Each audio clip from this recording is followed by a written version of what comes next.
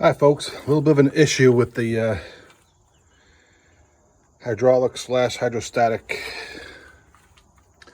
fluid on the Mahindra 2555. So last week or the week before, I changed out the fluid, put a new PTO seal in, and I thought that was the only leak. So that's not leaking, but I noticed it was still dripping on the ground, so I took off all the metal work that was on the back over here. And as it turns out, this plug is leaking. Okay, so I put the gasket sealer on there and I put this bracket back on. But after I put the gasket sealer on, I put a couple of bolts on. And I says, you know, I should wait for it to dry, because if I ever have to take this off again, it's going to pull that plug out. So I thought it was still soft enough, but apparently not. I tried taking it off and oil started to come out, so I quickly put it back on, and I'm just going to leave it like that. And so there's gasket sealer behind this plate here, and it's smushed out on the top and everything. Now hopefully there's no gasket sealer inside the housing. I don't think so, because I only moved it out maybe about this much, and oil started coming out, and I got it back in nice and easy. You know, I didn't have to smash it on. I just put it on by hand and it went flat, and then I put the bolts in. Anyway, if you notice that leaking, and you're going to use gasket sealer on the outside of that plug, wait for it to dry and then put the bracket on.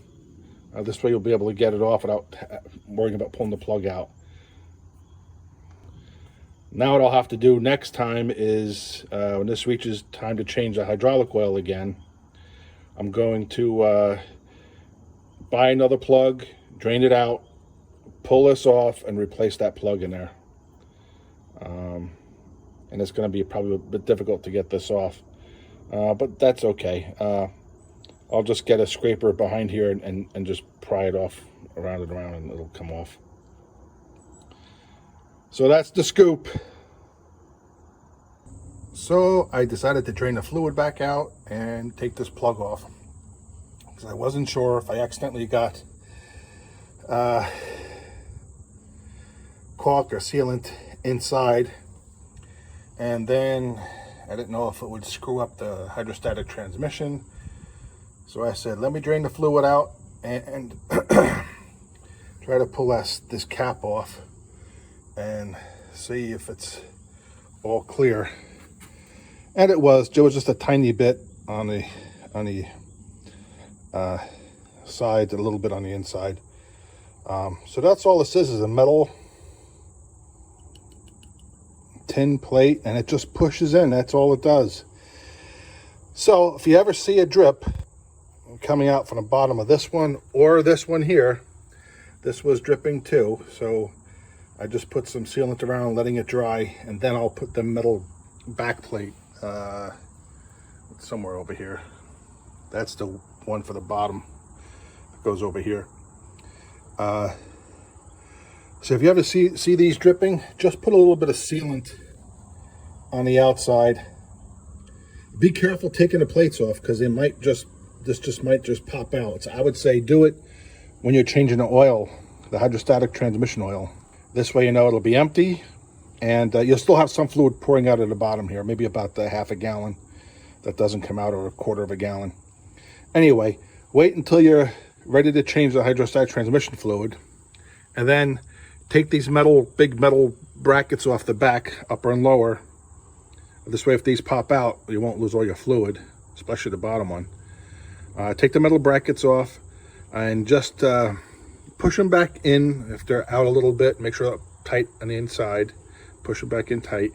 And then just put some sealant around the outside and let it dry. And the reason why I say let it dry is this way it won't stick to the plate when you put the plate back on. If you ever have to take the plate off, you won't be pulling these back out, because it'll be stuck like this one was. So you won't have the same situation.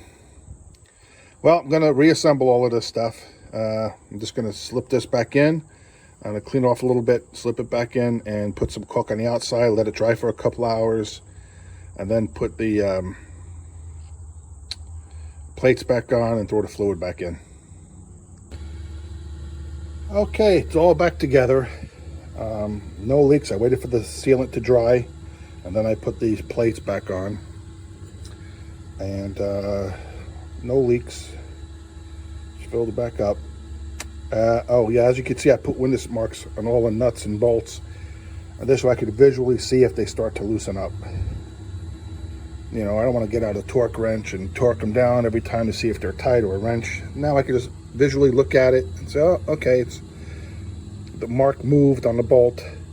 It's loosening up. I got to tighten it. So now I can just visually look at it and notice what the heck's going on with it.